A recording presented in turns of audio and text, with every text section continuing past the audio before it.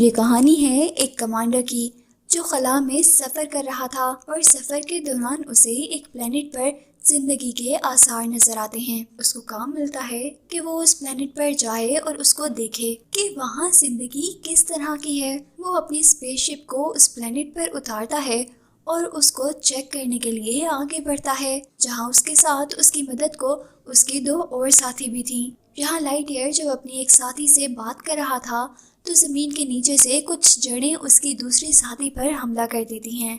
उन दोनों का ध्यान जैसे ही अपनी साथी की तरफ जाता है तो दूसरी तरफ से जड़ें उन पर भी हमला कर देती हैं, जिनको तो वो अपने हथियार से काट रहे थे। तो कुछ उड़ती हुई चीजें भी दूर से उन पर हमला करने के लिए आ रही थी, जिनसे बचने के लिए वो अपने आप को ऐसा बना लेते हैं कि किसी को भी नजर न आए।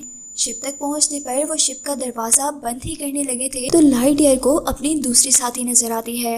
वो उसे बचाने चला जाता है, लेकिन उसका हथियार उसके हाथ से गिरने पर वो अपनी साथी को तो क्या बचाता, खुद भी वहीं फंस चुका था। यहाँ स्पेसशिप में खड़ी दूसरी साथी उसे अपना हथियार देती है, जिससे लाइट ईयर जड़ों को काट कर अपनी साथी के साथ इस स्पेसशिप में आ जाता है और उसे जल्दी से उड़ा लेता है। पर एक पहाड़ के साथ टकराने पर उनकी स्पेसशिप वहीं गिर चुकी थी और वो जान गए थे कि उनकी स्पेसशिप का वो क्रिस्टल टूट गया है, जिससे वो जमीन यानी अपनी दुनिया में जा सकते थे।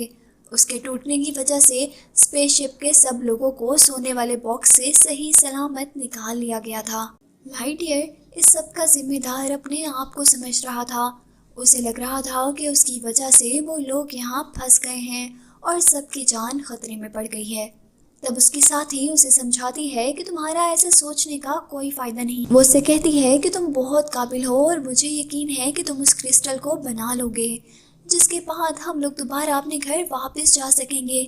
उनके पास जो कुछ भी था उसका और प्लेनेट की ताकतों का इस्तेमाल करते हुए वो आखिर 4 साल में उस क्रिस्टल को तैयार करने में कामयाब तो हो जाते हैं। पर अब बड़ा काम था क्रिस्टल को चेक करना। वो अपनी स्पेसशिप में उस क्रिस्टल को लगाकर चेक करना चाहता था, जिस काम के लिए उसे अपनी शिप से स्पेस का एक चक्कर लगाना था और अपना ये सारा सफर सिर्फ 4 मिनट में तय कर कर उसे यहाँ इस प्लेनेट पर वापस भी आना था। वो स्पेसशिप को चलाते हुए उसकी स्पीड बढ़ाता है और ये काम उसके बनाए क्रिस्टल की मदद से होना था। वो क्रिस्टल स्पेसशिप को 100% के बजाय सिर्फ 70% एनर्जी दे पा रहा था। यही वजह थी कि उसका ये टेस्ट फेल हो गया था। वो अब जब उस प्लेनेट पर वापस आता है तो उसे पता चलता है कि उसने ये सफ़र 4 मिनट में नहीं बल्कि पूरे 4 साल में तय किया है, क्योंकि इस प्लेनेट का टाइम स्पेस के मुकाबले जल्दी चलता था। रूम में जाने पर उसे उसकी साथी का दिया गया गिफ्ट मिलता है, जो कि एक रोबोटिक कैट थी। वो बोलकर उसे अपने बारे में बता रही थी। यहाँ लाइट ईयर भी बहुत ज़्यादा थक चुका था, इसीलिए वो सो जाता है, लेकिन ख्वाब में उस वक्त को देखकर परेशान होकर उठ जाता है जब उसकी गलती की वजह से यहाँ सब लोग फंस गए थे। वो अपनी कैट को उस क्रिस्टल को ठीक करने का कहकर दोबारा अपने मिशन पर चला जाता है। वो एक के बाद एक नए तजुर्बे करता है और इस सब में 62 ईयर यानी 62 साल गुजर जाते हैं। उसकी साथी की भी मौत हो चुकी थी, लेकिन लाइट ईयर अभी तक जवान ही था। उसकी साथी उसे एक आखिरी वीडियो मैसेज में गुड बाय कह रही थी और तभी हमें इस प्लेनेट पर उन सबके नए कमांडर को दिखाया जा रहा था, जो लाइट ईयर से कहता है कि तुम्हें इस फजूल काम में अपना वक्त ज़ाया करने की बिल्कुल ज़रूरत नहीं है।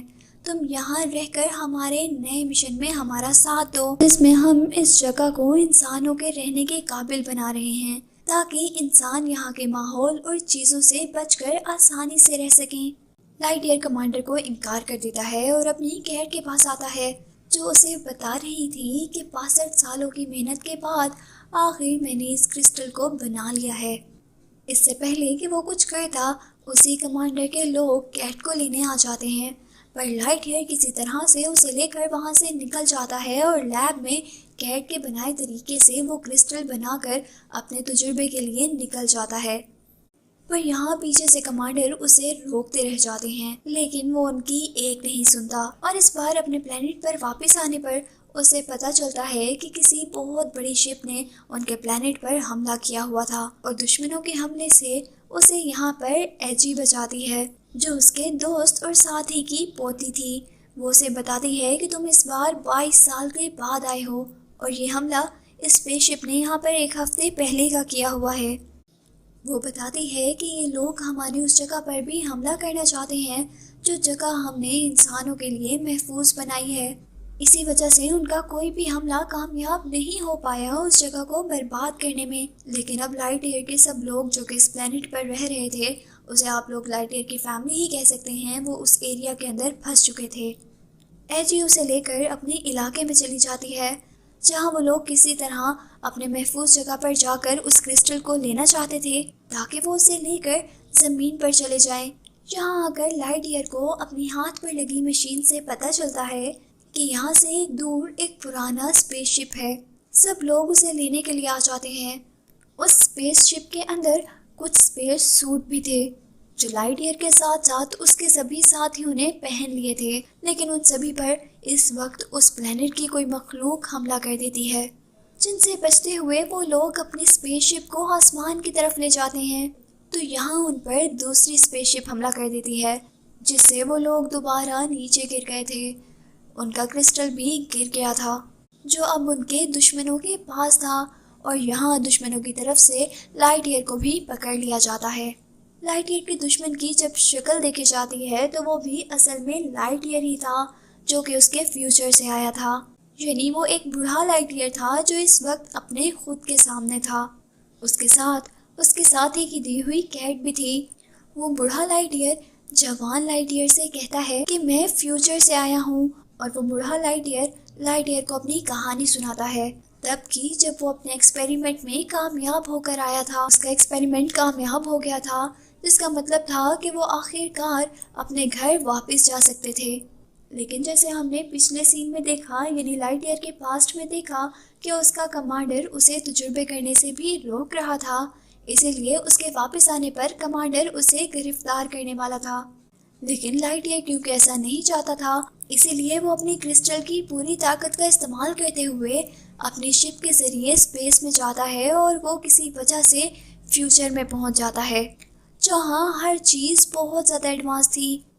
बूढ़ा लाइट ईयर अपनी कहानी सुनाते हुए लाइट ईयर से कहता है कि मैंने सोचा अगर हम इस क्रिस्टल की मदद से फ्यूचर में आ सकते हैं तो पास्ट में जाकर इस प्लेनेट पर आने से भी स्पेसशिप को रोक सकते हैं। यानी मूवी के शुरू में जो हुआ, वो लोग जब इस स्पेसशिप पर आए वो लोग इस सारी चीज़ को रोक सकते हैं, और सीधा दुनिया में जाने पर उनको यहाँ की कोई भी मुश्किल नहीं आएगी। छोटे लाइट ईयर को भी ये बात पसंद आती है। बूढ़ा लाइट ईयर बताता है कि मैं तो और भी ज़्यादा पास्ट में जाने वाला था, लेकिन यहाँ तक आते हुए मेरा क्रिस्टल ख़राब हो गया, और अगर हमने और पास्ट में जाना है तो मुझे यहाँ पर तुम्हारा क्रिस्टल चाहिए, जो लाइट ईयर यहाँ उसे दे भी देता है। उनका मिशन अब शुरू भी होने वाला था कि तभी छोटे लाइट ईयर को याद आता है कि अगर हम पीछे चले गए तो उसे कभी एजी भी नहीं मिलेगी जो उसकी साथी की पोती थी। ये सोचते ही वो अपना क्रिस्टल लेकर उधर से भाग ही रहा होता है कि बूढ़ा लाइट ईयर अपने रोबोट के जरिए उसे पकड़ने की कोशिश में था। लेकिन इस दौरान छोटे लाइट ईयर ने उस बूढ़े लाइट ईयर की शिप को तबाह होने के लिए तैयार कर दिया था, और शिप बस अब कुछ ही देर में तबाह हो जाती। शिप को तबाह होने पर लगाकर वो अपने क्रिस्टल को लेकर वहां से बाहर निकल गया था, और यहाँ उसे बचाने के लिए एजी भी आ गई थी। लेकिन बूढ़ा लाइट ईयर उसे मारकर अभी भी क्रिस्टल लेने के पीछे था। यहाँ एजी और छोटे लाइट ईयर की सारी टीम एक शिप में बैठ जाती है, लेकिन क्योंकि लाइट ईयर उस शिप तक ना पहुँच पाया था, इसीलिए वो अपने आप को बचाने के लिए एक प्लेन में बैठ गया था। जिस प्लेन को अब बूढ़े लाइट ईयर ने पकड़ लिया था, वो उसके प्लेन से उसका क्रिस्टल भी ले लेता है।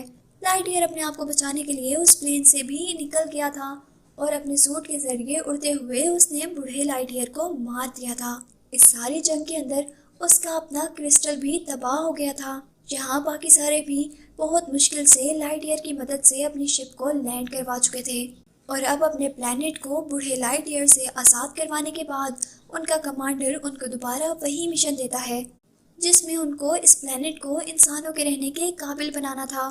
क्रिस्टल टूटने की वजह से अब लाइट ईयर ने भी ज़मीन पर जाने की कोशिश छोड़ दी थी, क्योंकि उसे अब नया क्रिस्टल बनाने में दोबारा काफ़ी साल लग जाते, और इस तरह वो अब अपने नए साथियों के साथ एक नए मिशन पर था, जिसके साथ ये कहानी यहीं पर ख़त्म हो जाती है।